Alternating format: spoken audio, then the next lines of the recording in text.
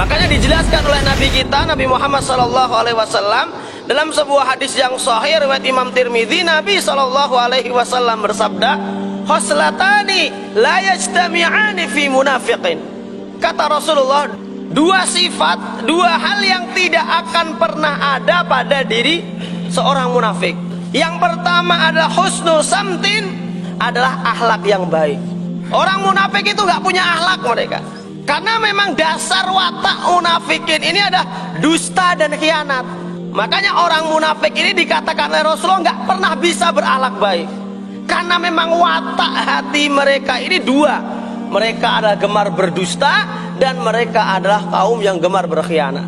Nah, makanya ya sebaik apapun, selembut apapun lisan orang-orang munafik, maka dikatakan oleh Rasulullah orang munafik itu nggak punya akhlak.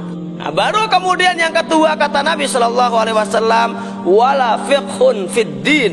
Perkara yang tidak akan pernah ada pada diri orang munafik, kata Nabi SAW, adalah mereka adalah orang-orang yang tidak akan pernah bisa paham tentang agama.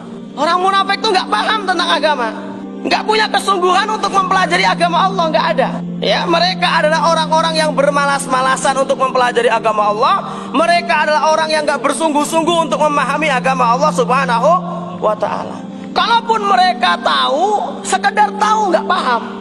Makanya Allah Tabaraka wa Ta'ala mengingatkan di dalam surat Al-Munafiqun, dikatakan oleh Allah, walakinnal munafiqina la yafqahun. Dan orang-orang munafik itu nggak pernah bisa paham, kata Allah. Ya mungkin orang munafik tahu, iya. Mungkin orang munafik ini hafal Quran, hafal hadis, hafal ilmu ini, bahkan mungkin lebih pinter hafalannya daripada orang beriman. Tetapi dikatakan oleh Allah, orang munafik itu sekedar tahu, namun mereka tidak paham. Nah, terus apa sebenarnya bedanya antara paham dengan tahu? Kalau orang beriman itu paham agama Allah, sedangkan orang-orang munafik itu tahu agama Allah. Bahkan mungkin pengetahuan mereka tentang agama Allah itu melebihi pengetahuan orang-orang beriman.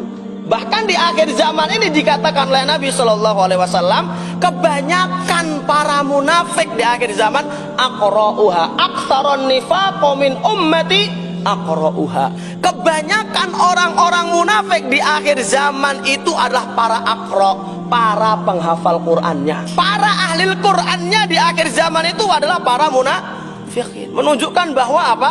Munafik itu nggak bodoh. Mereka itu adalah orang-orang yang tahu tentang agama Allah. Cuman yang membedakan mereka itu nggak paham.